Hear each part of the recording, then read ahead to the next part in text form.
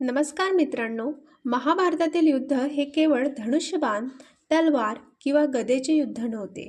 त्या काळात काही अशी दिव्य अस्त्रे होती ज्यांची शक्ती सामान्य शस्त्रांपेक्षा कितीतरी पटीने अधिक मानली जात असे.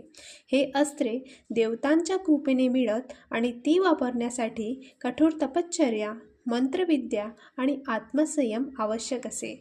अनेक योद्ध्यांकडे ही अस्त्रे असली तरी त्यांचा वापर अत्यंत मर्यादित प्रसंगीच केला गेला, कारण एक चुकीचा निर्णय संपूर्ण सैन्याचा किंवा मोठ्या प्रदेशाचा विनाश करू शकत होता. आज आपण जाणून घेणार आहोत महाभारतातील 10 सर्वात शक्तिशाली दिव्य अस्त्रांबद्दल. सर्वात आधी बघूया नागास्त्र. नागास्त्र हे सर्पाच्या शक्तीचे प्रतीक मानले जात असे. हे अस्त्र सोडल्यानंतर असंख्य विषारी नाग शत्रूवर झेपावत असल्याचे वर्णन मिळते. यामुळे शत्रू गोंधळून जात असे आणि त्याला बचाव करणे अत्यंत कठीण होत असे. कुरुक्षेत्राच्या युद्धात कर्णाने अर्जुनावर नागास्त्राचा प्रयोग केला. तो बाण अर्जुनाच्या मस्तकाचा वेध घेणार होता, पण श्रीकृष्णाने क्षणार्धात रथ जमिनीत थोडा खाली दाबला. त्यामुळे बाण अर्जुनाचा मुकुट उडून गेला आणि त्याचा जीव वाचला. पुढील अस्त्र आहे वायव्यास्त्र. हे अस्त्र वायुदेवांशी संबंधित होते. याच्या प्रभावामुळे प्रचंड वेगाने वादळ, धुळीचे लोट आणि वाऱ्याचा मारा होत असे. शत्रूची सेना विस्कळीत होऊन त्यांचे युद्ध नियोजन कोलमडत असे. अनेकदा हे अस्त्र इतर अस्त्रांचा प्रभाव कमी करण्यासाठीही वापरले जात असे. पुढील अस्त्र आहे वरुणास्त्र. वरुणास्त्र हे जलदेव वरुण यांचे अस्त्र मानले जाते. आग्नेयास्त्रामुळे निर्माण झालेल्या अग्नीला शांत करण्यासाठी याचा उपयोग होत असे. रणांगणात पाण्याचा प्रचंड वर्षाव होऊन अग्नीचा प्रभाव कमी होत असे. यावरून महाभारतातील प्रत्येक अस्त्राला प्रतिअस्त्र असल्याची संकल्पना दिसून येते. यानंतरचं अस्त्र आहे अग्नेयास्त्र.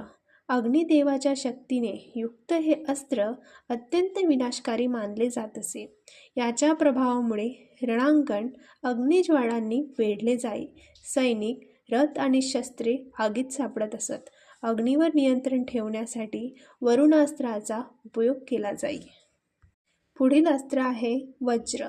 वज्र हे देवराज इंद्रांचे सर्वात प्रसिद्ध अस्त्र मानले जाते. पुराणामध्ये त्यांचा प्रचंड सामर्थ्याचे वर्णन आहे. महाभारतात वज्र हे अजय शक्ती आणि दैवी सामर्थ्याचे प्रतीक म्हणून उल्लेखिले जाते. सुदर्शन चक्र. भगवान श्रीकृष्णाचे सुदर्शन चक्र हे केवळ शस्त्र नव्हते, तर धर्मरक्षणाचे प्रतीक होते. हे चक्र अतिशय वेगवान आणि अचूक होते. लक्ष्याचा वेध घेतल्यानंतर ते पुन्हा श्रीकृष्णांकडे परत येत असे. शिशुपालाचे 100 अपराध मर्यादा ओलांडल्यानंतर श्रीकृष्णाने सुदर्शन चक्राने त्याचा वध केला. यानंतर आहे नारायणास्त्र. नारायणास्त्र हे अत्यंत दुर्मिळ आणि भयंकर अस्त्र मानले जात असे. अश्वत्थामाने हे अस्त्र पांडवांच्या सैन्यावर सोडले. या अस्त्राची विशेषता अशी होती, जो त्याचा प्रतिकार करेल त्याच्यावर ते अधिक प्रखरतेने हल्ला करेल. पण श्रीकृष्णांनी सर्वांना शस्त्र खाली ठेवून शांत उभे राहण्यास सांगितले. ज्यांनी तसे केले ते वाचले. शिकवण: प्रत्येक संकटाला ताकदीनेच उत्तर द्यावे लागते असे नाही. कधी नम्रता ही सर्वोत्तम उपाय असतो. पुढील अस्त्र आहे ब्रह्मास्त्र. ब्रह्मास्त्र हे ब्रह्मदेवाचे दिव्य अस्त्र मानले जाते. याच्या वापरामुळे प्रचंड विनाश होऊ शकतो असे वर्णन आहे. त्यामुळे हे अस्त्र शेवटचा पर्याय म्हणूनच वापरले जाई. महाभारतात अनेक महारथींना ब्रह्मास्त्राचे ज्ञान होते, पण त्याचा वापर अत्यंत संयमाने केला गेला.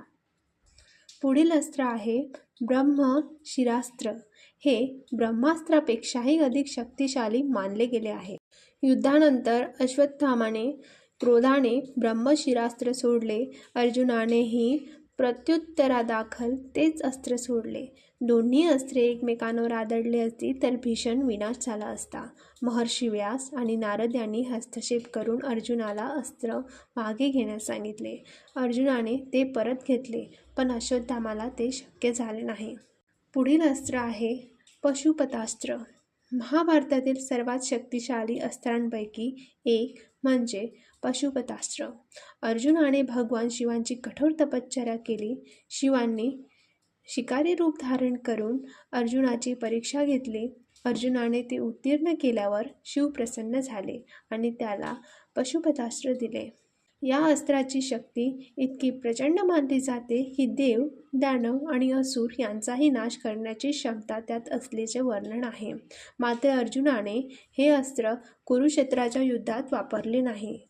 महाभारतातील दिव्य अस्त्रे आपल्याला केवळ युद्धाची कथा सांगत नाही, ती शिकवतात की शक्तीपेक्षा विवेक मोठा असतो आणि सामर्थ्यापेक्षा संयम अधिक श्रेष्ठ असतो.